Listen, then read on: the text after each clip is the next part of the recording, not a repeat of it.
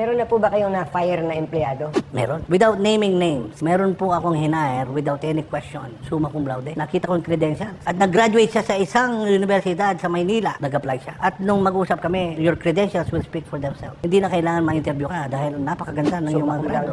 Summa cum laude. Number 7 or number 8 siya sa board exam. Anong kurso po ito? Chemical engineering. Chemical engineering. After 3 months sa evaluation niya, bumagsak siya. Bagaman matalino. Kung titignan natin, ang talino ba at saka galing parehas ba? Baka hindi siguro magkapareho, no? Matalino, pero ayaw niyang mag-decide. Takot siguro, kumbaga sa ayaw niyang mapahiya. Na napakatalino niya, ang expectation mo sa kanya, ganito. Kung nag-decision siya at nagkamali, baka mapapahiya siya. Ayaw niya mag-decide. Until such time na we have no choice except we will not hire you on a permanent basis. Bago dumating yun, nag-resign siya. Mas gusto ko pa, kung minsan hindi naman matalino, pero ginagamit ito at saka ang diskarte nila, mas maayos pa kesa sa sinasabi mo magaling. At lalo na gusto nilang matuto. Kesa doon sa magaling na kaagad, baka lulukuhin ka lang nun.